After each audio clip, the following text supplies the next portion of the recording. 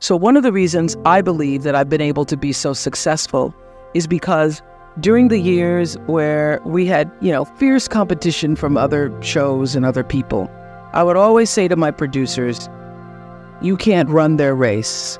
You can only run yours. And you really could only run what you're doing. You can't even worry about your own fellow producers. You can only run your own race. That lesson that Glinda the Good Witch gives to the Wicked Witch of the West when she says, go away, you have no power here. That's a powerful lesson, because I have seen over the years in so many interviews and even in my real life experiences, people losing their power because you're giving your power to other people. You lose your power when you try to take control of somebody else's energy because you have no power in any energy field other than that which is your own. And your real job in life is to figure out, how do you master your field? How do you do that? By consistently choosing love, by living in the space of gratitude, and knowing that that power that you feel from time to time comes from a source that is greater than yourself, because nobody gets out of here alone. Nobody. Nobody is making it alone. And when you are trusting when you are afraid, when you are sad, when you are unable to make a decision, when you are challenged, when you are moving in the direction of all that which is fearful, it's because you're trusting in your own power. I couldn't get here by my little bitty ego self. When you look at where I've come from, a little town, apartheid town in Kosciuszko, Mississippi in 1954, where there were more lynchings of black men per capita than any place else in the world, where you had to be off the streets, literally, when white people walked down the streets, where there was no vision or hope for you as a black man or black woman, other than being a domestic or teaching in the colored school.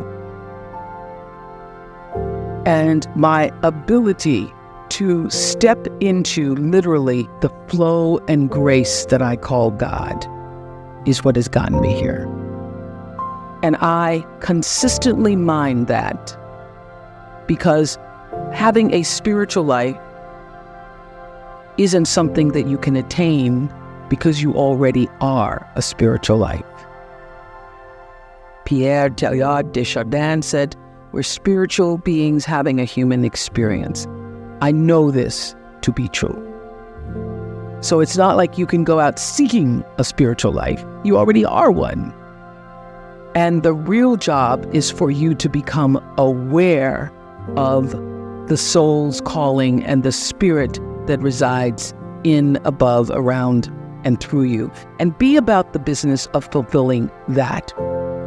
There is no one else in creation like you. There's nobody like you. And what you've come to do and what you have to offer is like no other, even if they're all doing the same thing.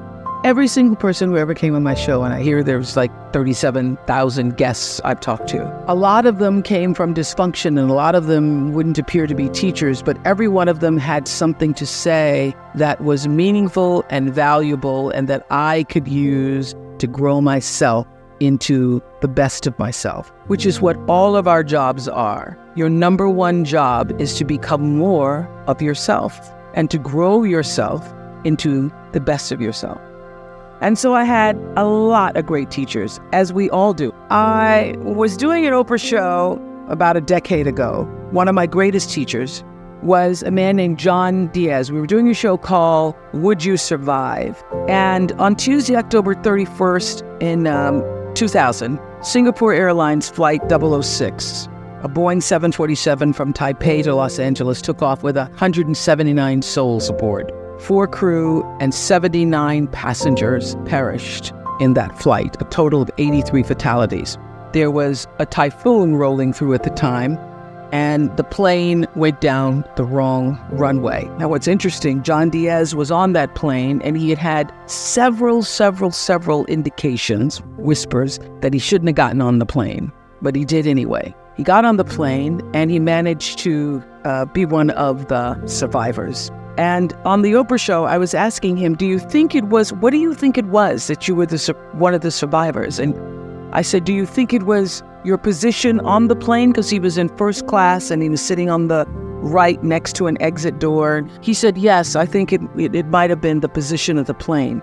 And also my quick thinking, he says, and the fact that I didn't stop moving. So I said, you don't believe, you're not a religious man?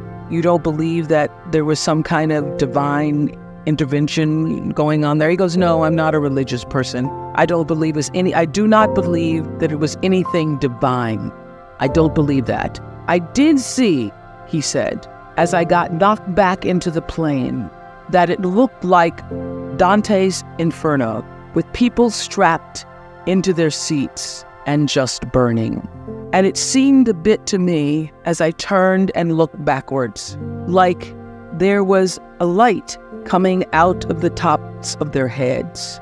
I guess you could call it an aura was leaving their bodies, and some lights were brighter than others.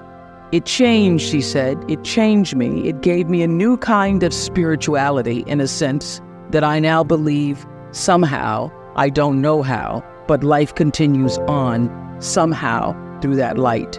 And I thought, I'm not a religious man, but I thought the brightness and dimness of the auras were how one lives one's life, so to speak. So that's one of the major things that really has changed with me since then, he says. I want to live my life so my aura, when it leaves, is one of the brightest ones. I got chills when he said that.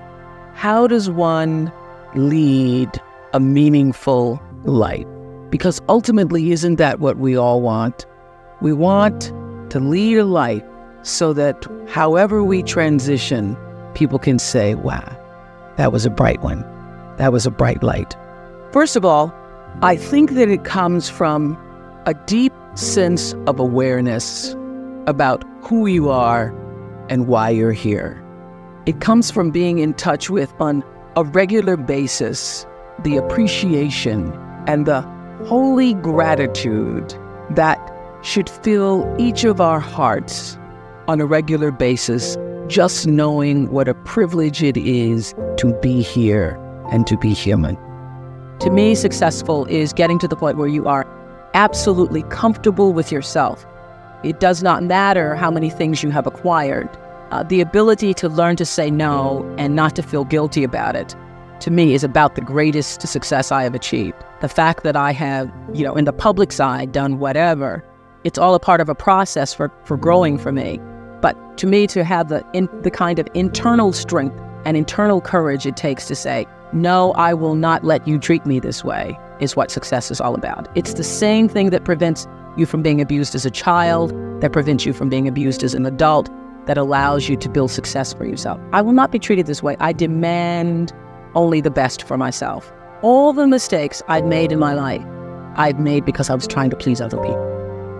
Every one of them. There's not one that I've made because I did something because I really wanted to do this for myself. Every mistake I've ever made is because I went outside of myself to do something for somebody else that I should not, to please them, just for the purpose of pleasing them. You are worthy to say no, that it's okay if you say no. It's okay if you say no and then people don't like you.